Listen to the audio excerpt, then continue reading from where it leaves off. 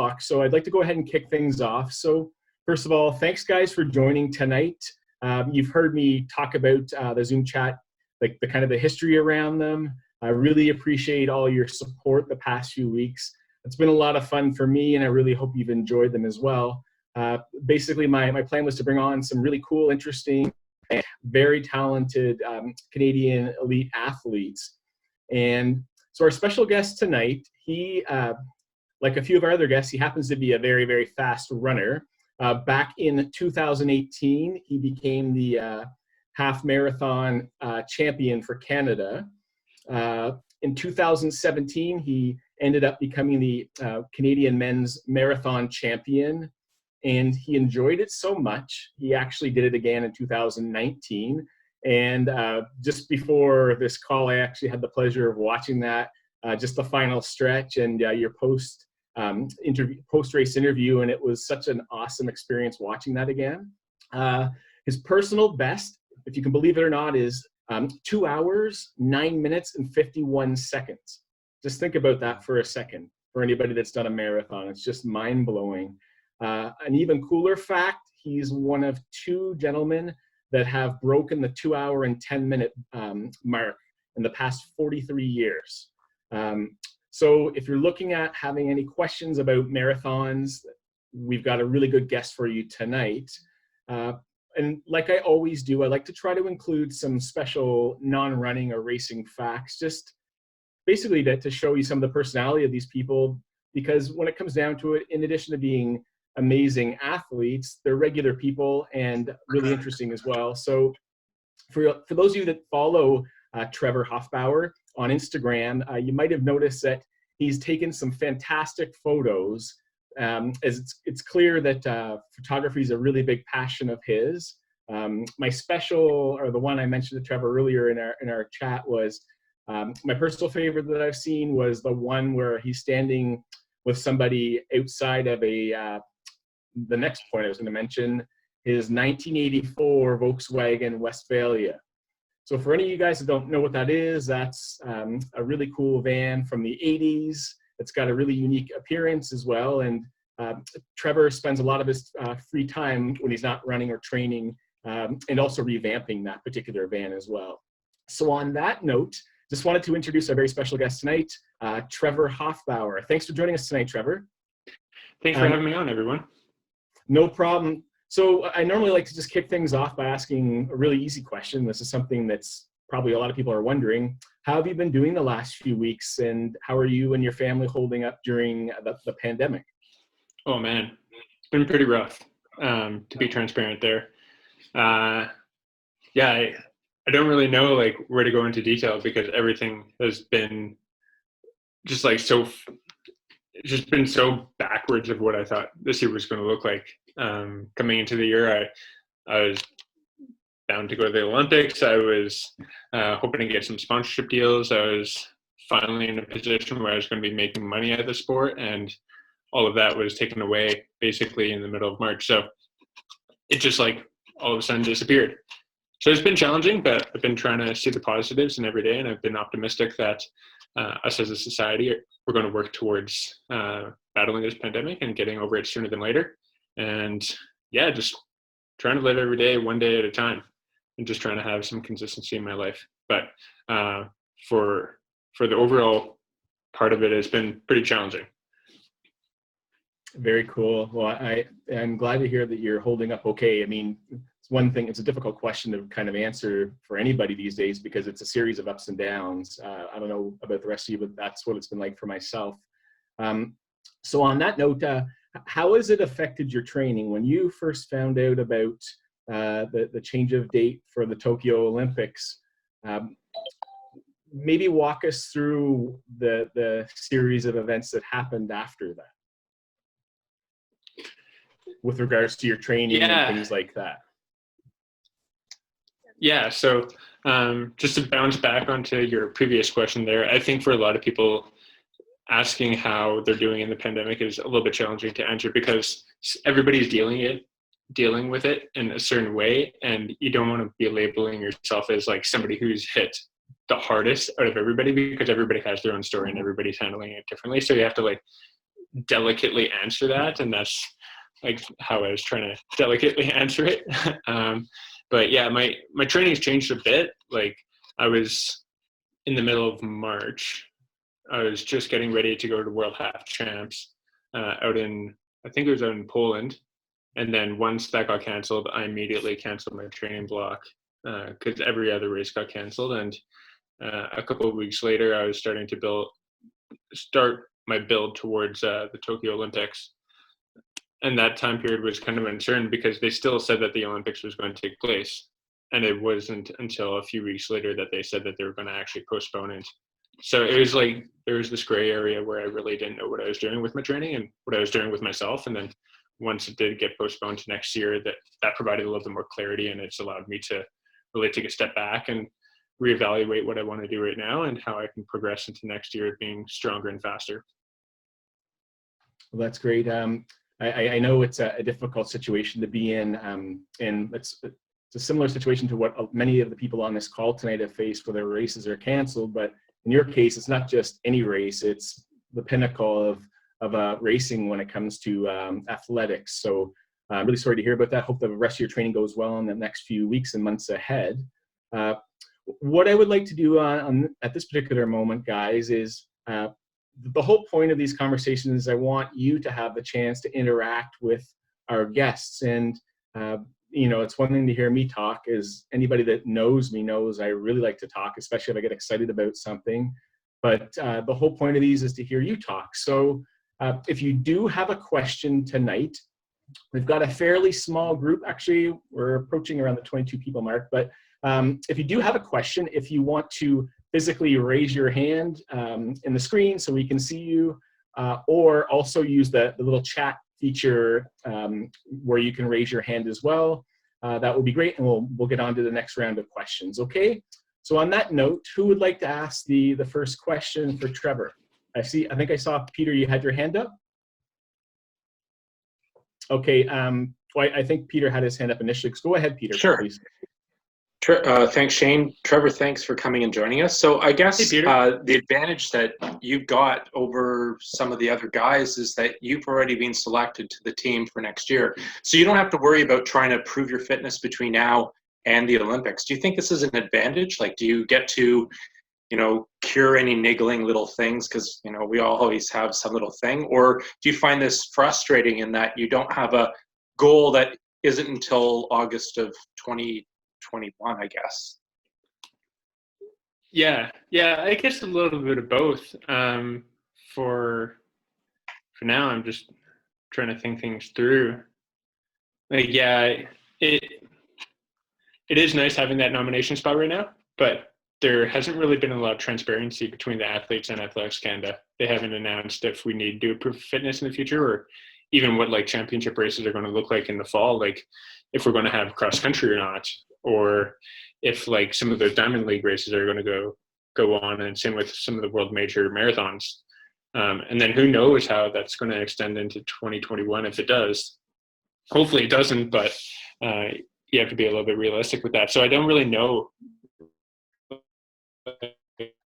what the criteria is going to look like and how our preparation is going to look. But given that extra time, like time is definitely great for somebody like me, because I'm 28 and I'm still growing and getting faster and getting stronger. But I think for somebody like, I don't want to put any words into any individual's mouths, but you take a look at some of the older individuals who have qualified for the marathon, especially on the female side, like they are in their late 30s and the early 40s.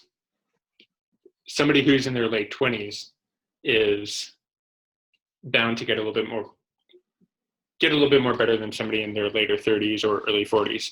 So I kind of feel for them, because time is not an asset for them, whereas time is an asset for me. So it does feel nice to have a little bit of time to just go over everything right now. But I was really hoping that it was going to take place this summer, but you just gotta do what you can. Thank you.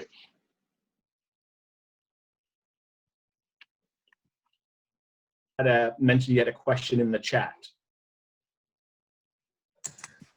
Yeah, hi Trevor. Ahead, I got a question for you. You're a taller guy. I'm a taller guy. What kind of advice do you have for taller marathon runners?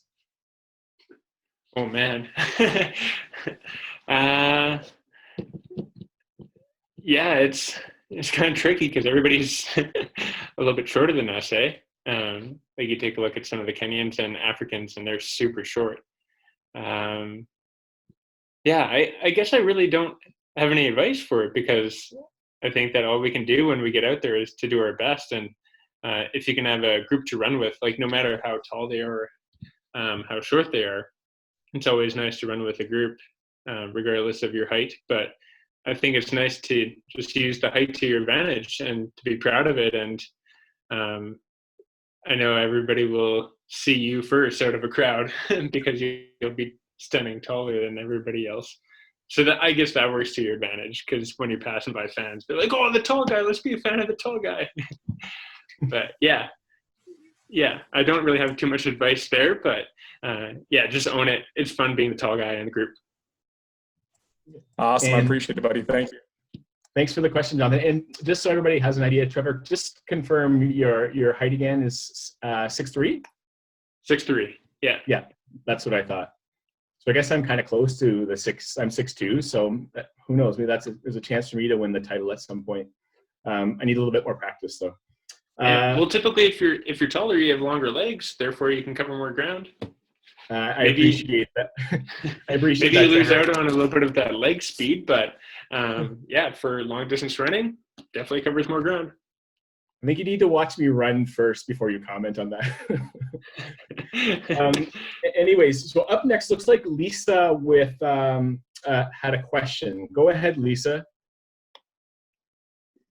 So yeah, my name's Leslie, actually, but that's okay. Oh, okay, actually, we'll have Leslie go ahead. That's okay. Or was there a Lisa too? Am I taking her spot? We'll get to her next. Sorry. So I was just curious, do you always race without a watch? For the most part, yes. If it's a race that I'm really shooting towards a specific goal, like for example, Toronto, it was a placement goal and we had pacers going through halfway. So if the pacers were doing their job and taking us through at the necessary time points that we needed, then I didn't need to have a watch or any direction there. So that's why I didn't wear a watch on that specific day, but sometimes I do because I like to see the data afterwards and kind of get that feedback to see if I was feeling good or feeling bad or just what kind of response I can get. So I guess it's like kind of 50-50, but if I'm racing somebody or if it's like a placement goal, then I won't wear a watch.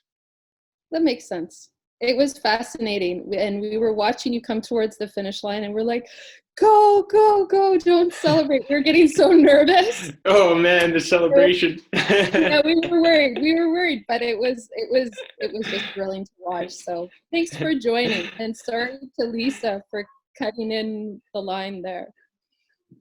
Thank you. It's all good, Leslie. Thanks very much for your question. Okay. Okay, Lisa, let's try that again. You're just on mute, okay? Hi, Trevor. Hope all's well. So my question is about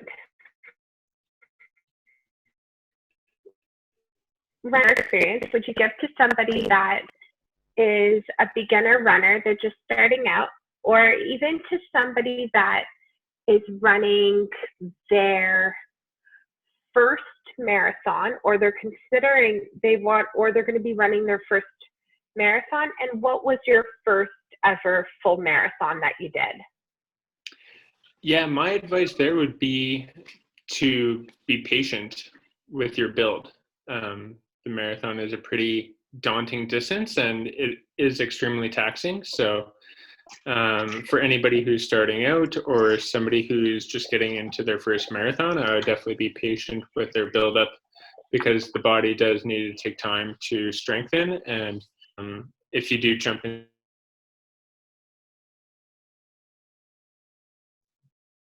I got muted for a second, sorry. Yeah, if you jump into it too quickly, you definitely run a higher risk of injury because your body's just not strong enough to handle the training or even the race day itself. But in saying that, a lot of people do just jump into a marathon based off of their goals. right? If you want to have like a performance goal, then I'd say be patient. But if you want to just run a marathon just for the sake of running it and getting that medal, then it's definitely attainable within time. But definitely patience is a virtue, and to find some sort of consistency in your training is extremely valuable as well. So don't try and sweat the small stuff, like trying to log in too big of miles or too big of workouts, but just try and find consistency from day to day. That's the best way to go about training. I hope Thank you that for your helped. question, Lisa. Awesome. Thanks very much for your question, Lisa. So that's a good segue for actually Leslie's question that she had a couple minutes ago. Was a good segue into one thing that I've been thinking about ever since I've seen it. I've watched it 1,000 times. Walk us through how you were feeling, what was going through your mind the last 500, 750 meters at the 2019 Scotiabank Toronto Waterfront Marathon. I just want to know what you were thinking about at that moment. Yeah, so my first marathon was in 2017, and it was at the Scotiabank Toronto Marathon. And I had been running for about 6 years up to that point. And for me, doing that marathon was a big deal because running to me is much more than just the race itself. There's so many external components to it that fulfill my day on a regular basis. So a big part of that day in 2017 was finding the love for a new distance. And it was also me opening up a door to the Olympics, because there's two events in distance that you can do at the Olympics. It's the marathon or the 10,000 meter. And I know that I don't like the 10,000 meter because I don't want to do 25 laps on a 400 meter track. So I was really banking that the marathon would be that race, and it was everything that I dreamed of it being and everything that I wanted out of it. So I had a big celebration at the line, and I got torn apart by individuals because I wasted 5 seconds to have a celebration. But for me, that celebration was so much bigger than those 5 seconds or any money lost or any sort of backlash that I got from it. So then in 2019, when I was coming down that finish, that 500 meters or so, coming down that finish area, I was like, just sprint right through the line. Like, don't hesitate, don't ease up, just go right through, because then at the end of it, nobody could criticize me because I just went right through. So that's all that was going through my mind, is just sprint through the line. Well, that's great. I loved it. I thought it was amazing. I love the emotion at the end. I think it was fantastic. Thanks very much for touching on that. Looks like we have Peter has another question. Go ahead, please, Peter.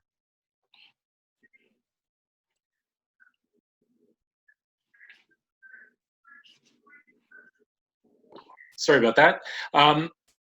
Sorry, Trevor. So yeah, actually, I loved your reaction at 2017. I thought that was just unbridled joy, and it was wonderful to see someone who was like, sure, there's like a financial thing, whatever, but, and it's easy for me to say because I don't make my money, or I spend money on doing marathons. I don't make money doing it.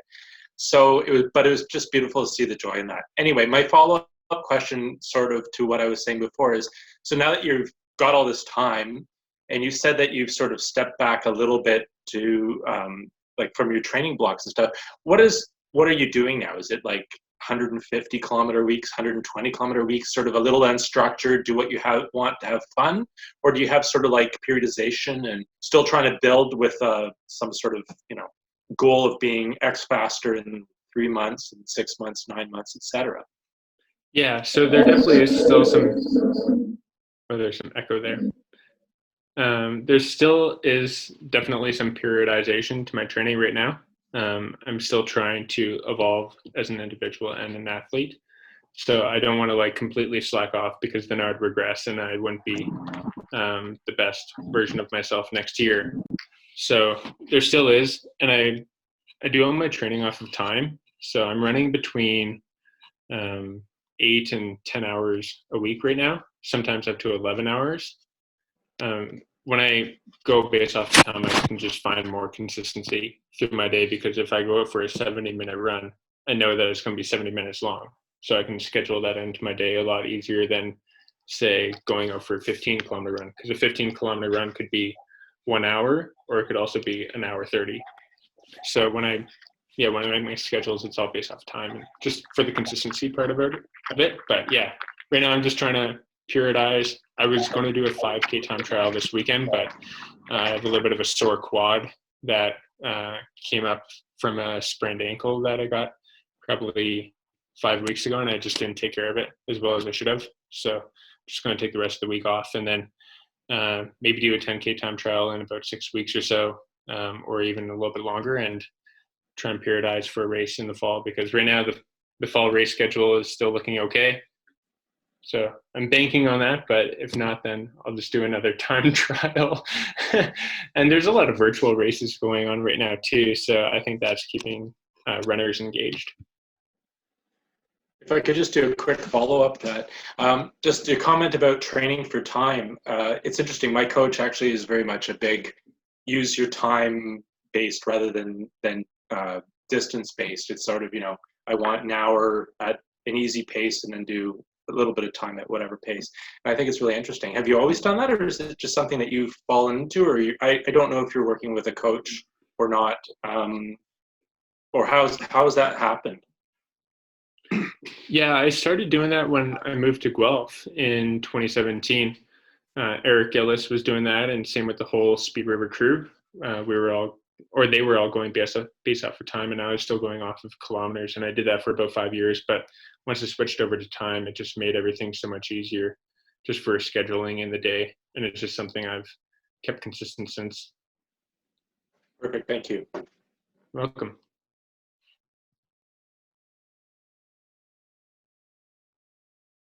Well, Shane, you're still muted. I do that once a call. Sorry, up next, we've got Cassandra. Hi, I'm just curious. You said, you don't like running around a track, so you don't do the 10,000 meters. So I'm wondering if you run different places. Like, I don't know if you train, you just leave your house and go run off in the neighborhood, or you go to a certain place, or you run different routes to keep things interesting. I'm just wondering if what you do normally, maybe it's different now. Yeah, it's a mixed combination of a lot of things. So I don't like running on the track too much, but I still train on the track because I think it's essential for some specific workouts where you need to be running a little bit faster, and it's definitely a controlled environment. I just don't like the track too much because I feel like a hamster. So most of my training is done on the pathway system that we have in Calgary, which would be kind of like the waterfront pathway in Toronto. Okay. And then also on some crushed trail. And then even we have a pretty good trail network out in Bray Creek and Canmore. So I'll run on those trails as well and do some workouts like some hill repeats or just some effort-based workouts depending on how the day is going and how much fun I want to have with it. So it's a mixture of everything. It's not specific in one department. It's a little bit of everything. All right, cool. Thanks. Thanks very much, Cassandra. Up next, we've got Kelly. Kelly, go ahead, please. Oh, hi, it's Kelty. Sorry, Kelty. No worries. Non-running question. Where have you taken your Westie? Oh boy, not very far. Actually, yeah, I did take it very far. So we just bought it in September of 2019, just before Toronto. And I took it down in January to Flagstaff, Arizona, and had it there for about a month and drove it between like Flagstaff and Phoenix and hit up some of the national parks going down there as well, and then came back home. And then I've taken it out to Canmore a few times, but we were planning on taking it out to Cannon Beach in April, but then things went sideways. So that never happened. So we might take it camping in the next week or two, but yeah, we haven't taken it too far. We still are trying to just ease into it. Nice. We have a 76 orange one. Oh, you do? That's so cool. Is it water cooled or air cooled? Just Air cooled. It just got a little makeover, so it's ready to go. Hopefully to Arizona one day. We'll meet you down there. What did you do to it? Thanks. It needed a whole like engine tune up, so yeah, it got some extra love. That's fair enough. Awesome. Those engines, I've been told that the engines start to leak after a while, and ours is leaking quite a bit, so we need to get an engine swap in about 2 years. Yeah. But yeah, they can be pricey, but it's worth it. Thanks very much, Kelty. I know, I think I mentioned this to you, Trevor, in one of my messages, that my parents had a Westie for 7 to 9 years, and that is a wonderful community. So I encourage you to reach out to all the other Westie owners around North America if you can. Totally. So up next, we've got Dave. So go ahead, please, Dave. Yeah, hey, Trevor. Thanks for coming on. Bit of a peculiar question. For amateur runners like myself and a lot of the people here, we keep track of, simple stuff like pace, heart rate, maybe cadence. What's something a little more obscure that you track, or with, Olympic coaches, trainers, nutritionists, something that you've had tested that might be a little wonky to the average runner? Yeah, so I actually stay very hands-off with numbers and that kind of information. So when I run, I only have chronological time and time of day on my watch. And then when I'm doing a specific workout, I'll go to another page where I only have my lap time, and all my workouts will be based off of time. So for example, it would be like 6 times 3 minutes at like kind of a half marathon feel, and then 1 minute jog rest. And I don't know any of my numbers or any of my data until I come home and I plug it into the computer. And that way I can get like really in tune with my body, and I can get prepared for race day. Because if the objective of the workout is to work at half marathon feel, then I know what it's going to feel like on race day. And then I get no surprises. But if I'm dictated by paces and somebody's telling me, hey, you should run 4:15 kilometers for this 3 minute effort, and I'm running 4:17, then instantly in my head, it's a failure. But if I'm running 4:13, then instantly in my head, I'm like, oh, I need to slow down. But I could be feeling really good for the day, and I just don't adapt to it. So I really go based off effort there. And I've never measured my heart rate based off of the watch or off of a heart rate monitor. And I've only had blood work done when I was in Guelph about 2 years ago to measure like my iron and my vitamin B and make sure that those vitamins and minerals were at right levels. But ever since then, I haven't. I do get testing from the CCES. They don't give me my numbers, but they do take my blood work every month. And yeah, I don't know what those numbers look like, but they take it and they keep it. And yeah, I try and stay very hands off with that.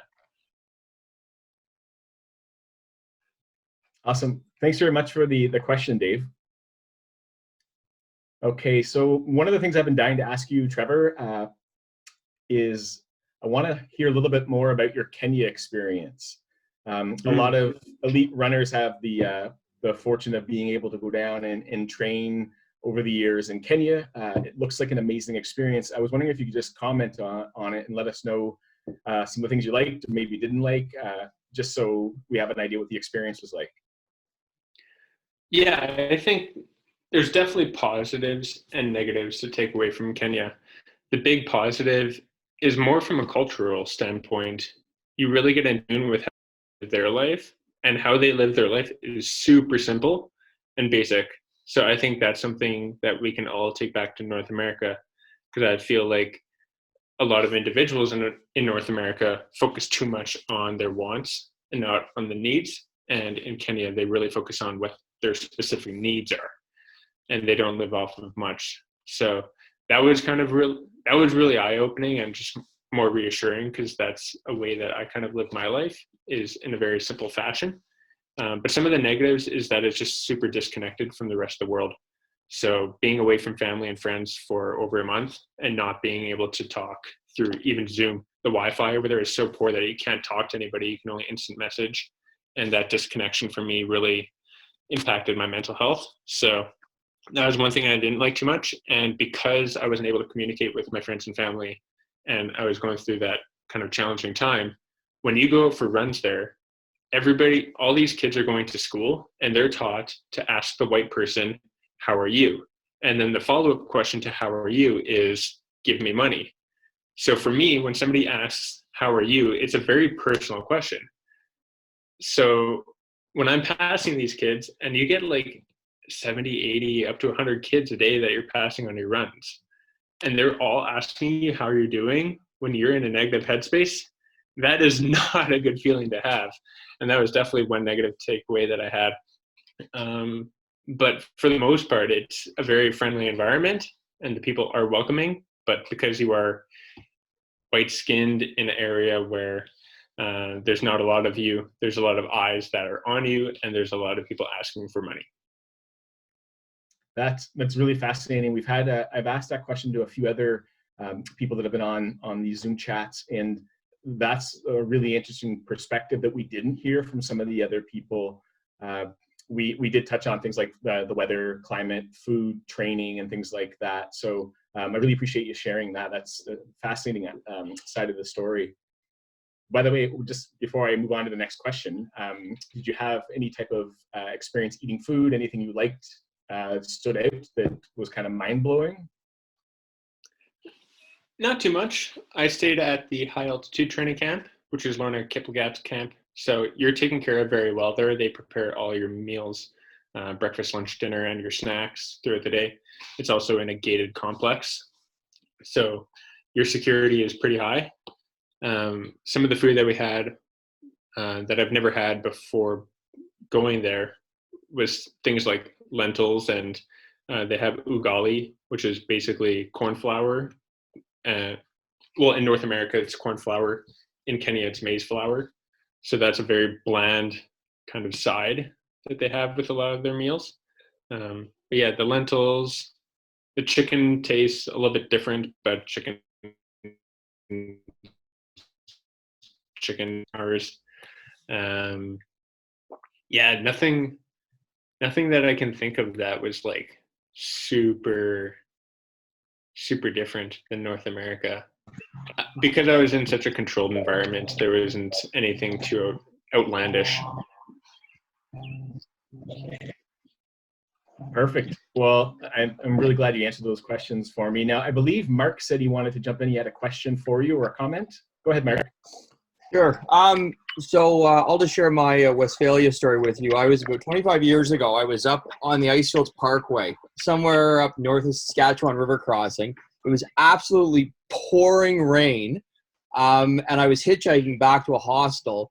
And out of the deluge comes this little yellow Westfalia with European plates on it. The door slides open. They pull over, door slides open, and there's this German couple. And obviously they must have like shipped the van over to North America to travel. And they're telling me in their broken English, and of course I speak no German, to get in. They're going to take me to the hostel, I think. And that was kind of the only, I guess hostel's an international word, fortunately. So they pull me in the van, and they're going on in German the whole time. And we get to the hostel, and the door slides back open, and I jump back out. So if you're ever up that way, you might encounter, hikers or something. And but it was, it's just a story that sticks in my head. It was just so funny. And like I say, the fact that there were no Alberta plates, like they must have literally shipped it over just to travel with. Like it was pretty wild. Anyways, my question is, your cross-country background, do you find, like, do you use any of your training at all? Do you ever go back to that? Do you do any trail running? Do you, like, do you sort of find, like, is that your, your roots, if you will, if you just want to go back and just have some fun one day on a run? Yeah, that's actually a really good story about the Westie, though. Like, if you had any other vehicle pull up to you and say, hey, get in, we'll take you to their hostel, you would say no. But because it's somebody in a Westie, it's such a friendly vehicle, you would have no concerns going in. I was soaked to the bone. Like, and it was just like I say, I mean, and they didn't speak a word of English, and I didn't speak a word of German, and somehow I managed to get where I was going. Like, you know, probably 10 or 15 kilometers down the road. Like, it was the most bizarre experience. Like, that's a pretty good story.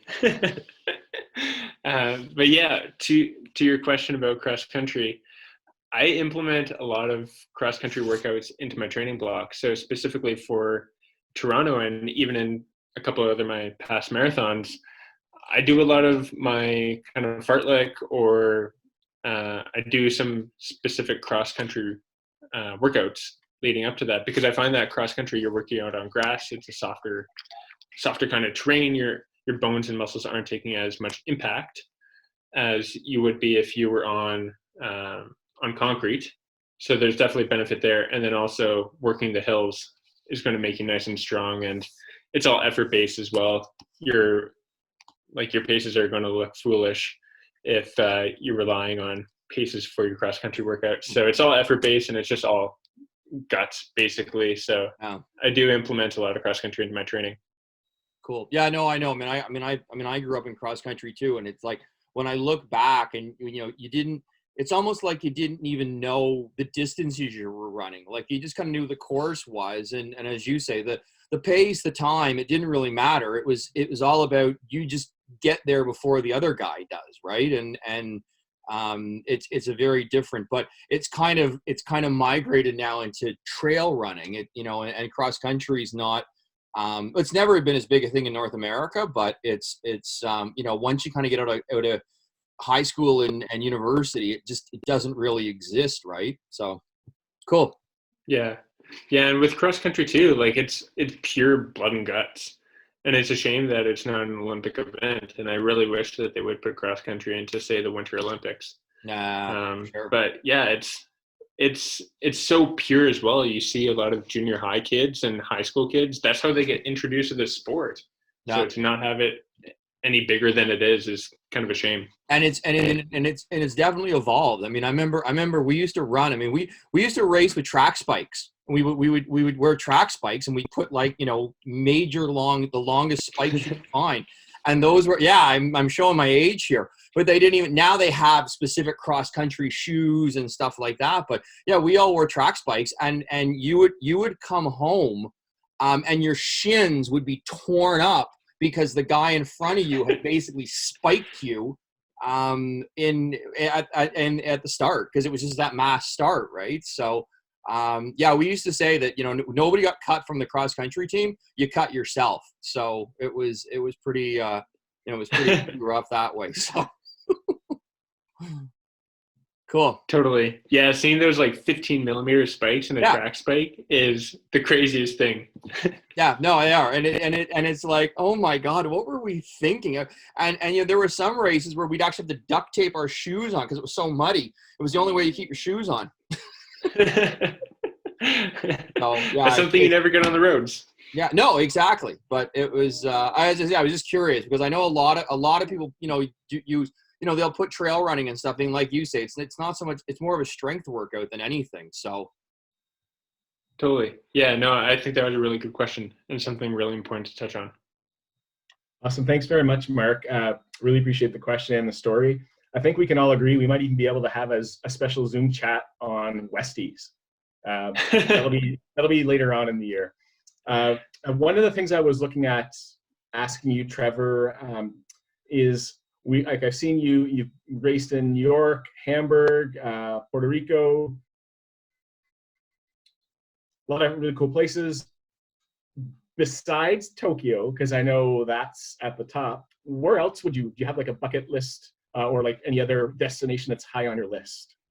Not really right now. That's something I really haven't put too much thought into.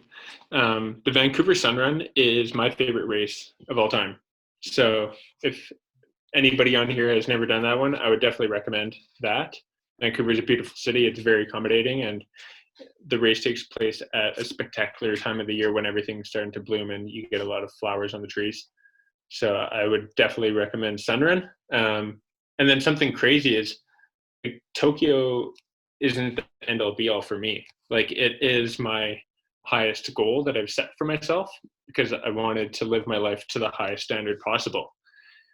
But saying that Tokyo is like my number one end all be all kind of race, it's not the case, because from what I've learned over the years from a lot of individuals, and Lanny was one that really fueled this, is she had so much expectation for the Rio Olympics, and the Rio Olympics didn't meet her expectations. So she had this really steep downfall afterwards, where it was like kind of anticlimactic. So taking some of my learnings in over the years and conversations with other individuals, and especially that conversation with Lanny, I've never made the Olympics my end all be all. So even if, say, by chance that the 2021 Olympics don't take place, I'm not going to be heartbroken by it, because there's so many other races out there that take place in cool places, in cities that you may never see if you don't run. And the cool thing about road running too is you're running on streets that are never closed except for that one day of the year. So to run down, what's it called? Like to run down New York, down Times Square, that's one of the coolest experiences ever, because that road is never closed. And for like 2 days of the year, when they have the half marathon and when they have the full marathon, that's something that you can do nobody else is going to be doing. So there's a lot of cool opportunities out there, but I would definitely say that like SunRun is my favorite place to run. And then I guess New York Half would be probably my number 2. And I need to compile that list a little bit more of what races I want to do before my time ends. Oh, that was great. Thank you very much for sharing. What are the distances for the Vancouver Sun Run? It's only 10 kilometers. Okay. It's the largest road race in North America, though. They usually have about 40 to 50,000 people that take part in that race. So it's huge. Very cool. One 10K that you should check out is it's the annual Georgia Peachtree 10K in Atlanta, Georgia. Amazing race. I had the opportunity to race in 2019. Actually, not really race it, just run it, because people were handing food and drinks and snacks throughout it. So to me, it was just more of an experiential race. Oh, that's pretty cool. Yeah. So looks like we've got Jonathan's got another question, and then we'll get to your next question, Peter. Sure, thanks. And I apologize if you answered this already. My daughter had to go to bed, so No question worries. for you. Your easy runs. How often would you say you have an easy run, and how easy are your easy days? Yeah. So good question. And you put a little bit of thought into that, because I integrate a lot of quality into my weekly training program.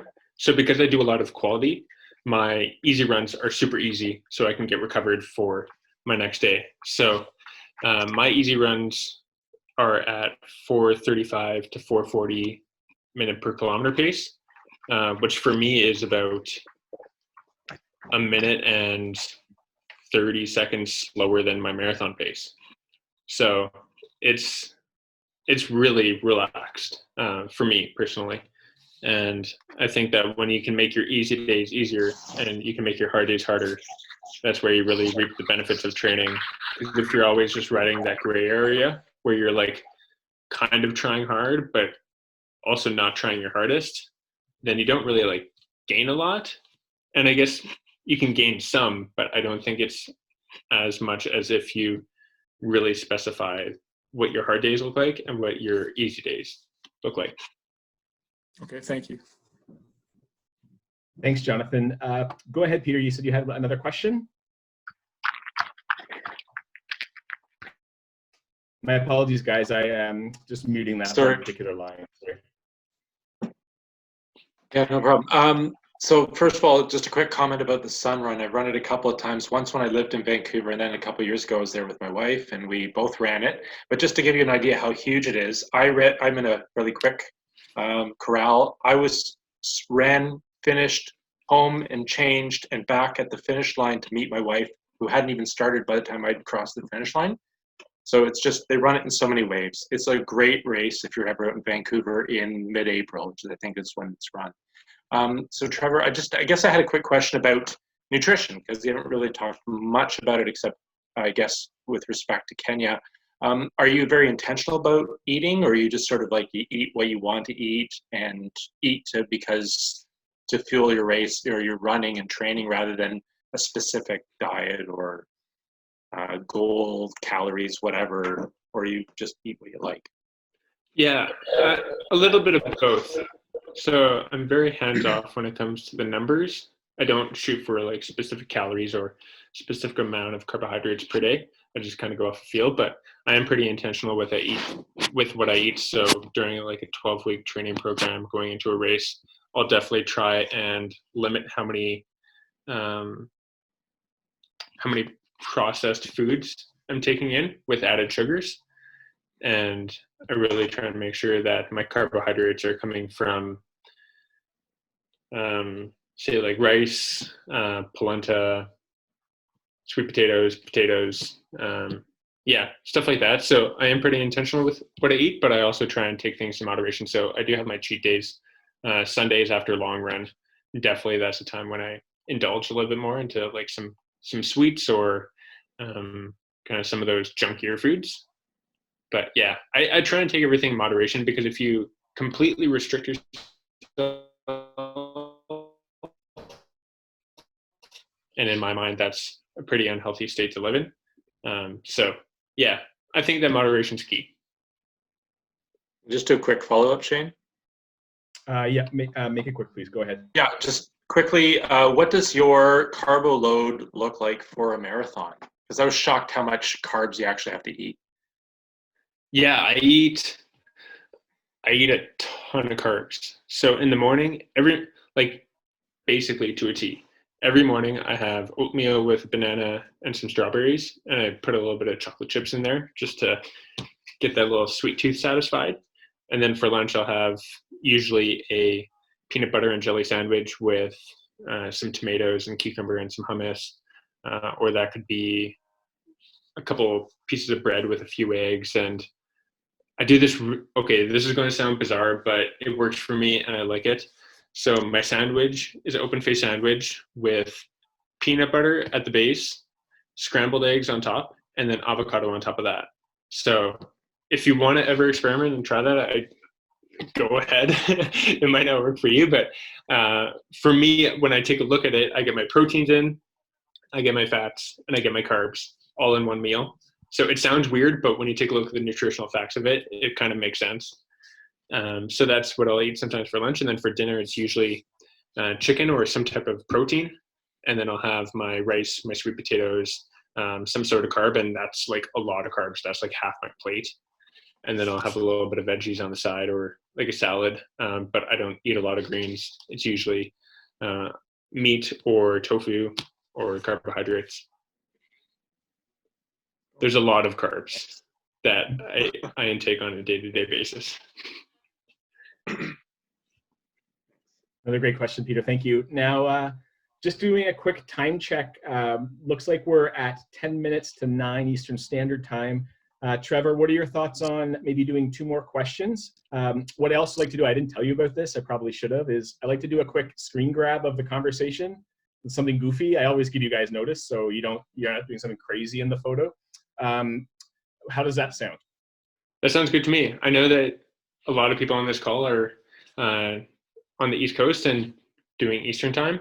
It's 7 o'clock here, so I have plenty of time. Whatever works best for you guys works for me. Okay, well, we'll see what we do have for questions. On that note, we've got Matthew. He's been waiting patiently. Go ahead, Matthew, please. Hi, Trevor. That was a great answer to the nutrition question, because I got sniped again. Thanks, Peter. That was an excellent question.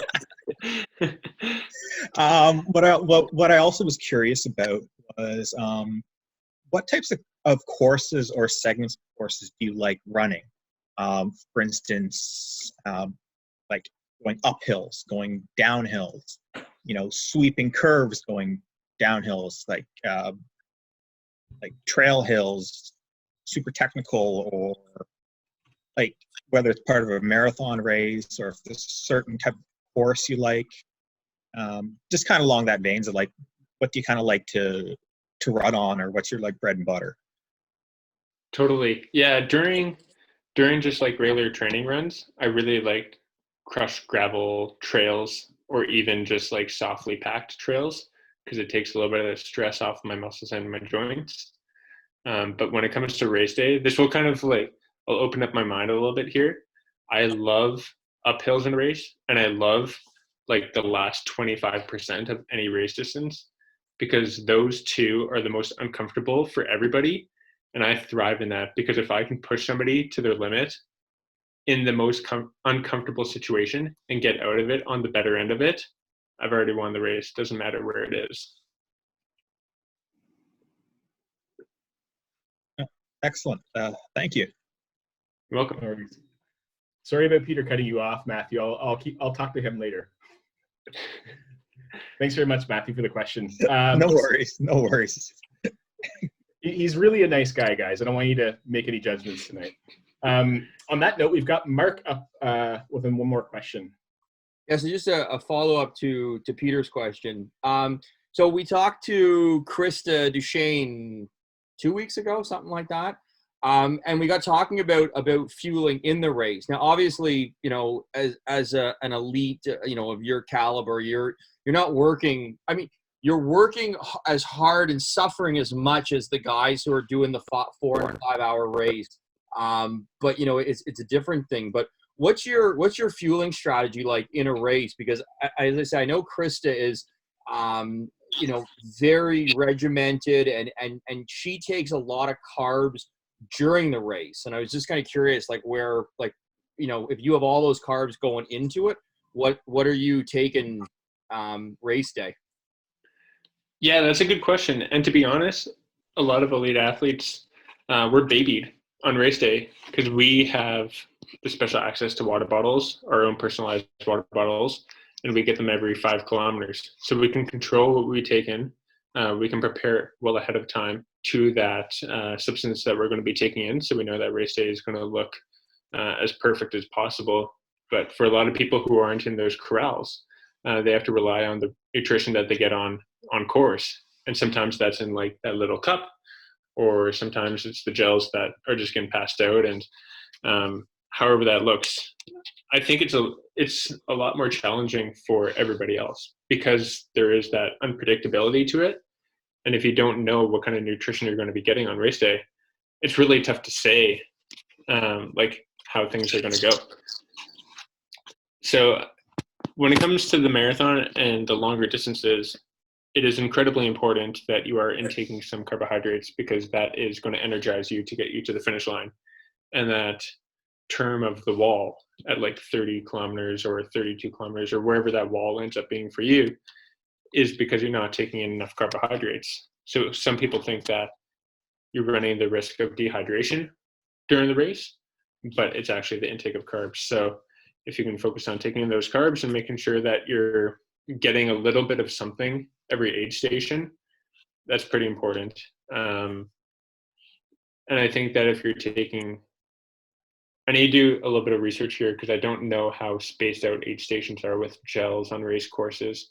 But if you can, well, usually they're not. I mean, usually like at Toronto, there's like, if you know, you're carrying your own gels, if you're taking them on course, I think there's 2 or 3 maybe, but you're taking, like you said, you're taking, I don't understand how people do it, because you're taking totally foreign, you know, you don't know if you like the flavor, you don't know what it's going to do, but like I was just here because you're sponsored by Mertens, aren't you? Like, are you just taking like the Mertens, or are you taking gels along the way? Or are you getting enough carbs out of that? Like, that's kind of what I was, you know, what I was curious about. Yeah, I'm getting enough out of the beverage. Like I take the Morden 320, and that has 80 grams of carbohydrates per beverage. So at every aid station, it's every 5 kilometers, I'll take in half a container of that. Okay. So it's about 40 grams right there. I take in an incredibly high number of carbohydrates per hour compared to other elite athletes. So I was talking with Cam Levins and with Reed and Eric and those guys, they were saying that they're taking in about 45 grams of carbohydrates per hour. I'm taking in 160. Wow. So I I think there's a little bit bowl of more. spaghetti. Like, well, no, and as I say, like Krista, when we're talking to Krista, like she takes her the name escapes me, but she has her liquid, which is a carb loaded beverage, and then she slaps an endurance tap on it, and she holds on to the endurance tap for the 2.5K mark. So she's kind of constantly taking those carbs on it. And I was the same way. I'm like, wow, that seems like a lot, but it works for her, right? Like she said the same thing. Like, it's just, she needs a lot of carbs, and it's like, it makes sense, but. Yeah. And I don't know if I necessarily need 160 grams, but that's just what I was getting used to during my training, and that's what worked. And I knew that I had no stomach issues, so I stayed consistent up till race day. But I'm just like, whenever a question like that gets asked to me, I always think of like how I can relate it to everybody else. Yeah. Right. And like, for a lot of people, they're carrying their gels with them and relying on the aid from the course itself, which can be really challenging. But I think that if you're not getting your own special bottles, and if you are running out of supplies that you're carrying on course, it's always better to take something at an aid station than to not take something at an aid station, because at least you have something if things are starting to go wrong. Yeah, for Good sure. question. Yeah, you might puke, but at least your stomach will be full. Yeah. Mark, looks like Aaron mentioned that Krista was taking Scratch, I believe. If that rings a bell. Okay, yeah, that makes sense. Okay, yeah, I couldn't remember. I want her. I can't remember. But anyways, but she just said that she tapes an endurance tap to them, and she just like, so she only drinks it, but then that endurance tap is like her insurance for 2.5K down the road, because she knows she's not going to get an aid station for the next 5K, right? So. Mm-hmm. Great. Okay, so it's everyone's favorite part of the Zoom chats. I know it's mine. Trevor's a photography guy, so he probably doesn't mind the screen grabs. So if you guys are hiding your video and you want to be in this photo, please pop on your videos. I'm gonna be taking the photo. Here we go, guys. Are you ready? Let's do something crazy. Like, nothing boring. Let's do something crazy, okay? 1, 2, 3, cheese. Awesome. That was great, Trevor. My favorite part's going through and looking at all the images after. So on that note, do we have one more question? Preferably somebody that hasn't asked a question yet. Tonight's your opportunity to ask Trevor a question that might be on your mind. All right, guys. Well, listen, I just wanted to thank everybody for joining me the last few weeks with these Zoom chats. I hope you've enjoyed them as much as I have. They've been a lot of fun, and most importantly, I hope they've helped take your mind off of some of the crap we might be dealing with as well. And most importantly, thank you to Trevor for taking the time to chat with us tonight. You were a lot of fun. Really appreciated your answers and your patience answering a lot of these questions. I could have done a call on Westfalia's or Kenya alone. I'm pretty sure you guys could have done the same. I think Peter could have had a call on his own as well. But thank you very much. Just wanted to wish you the best of luck with your training, and I can't wait to watch you kick ass in Tokyo, all right? Thank you. And thanks everybody for being a part of this. I appreciate it. I know that it's a little bit later your time than it is mine. So it does mean a lot that you're taking the time to hang out.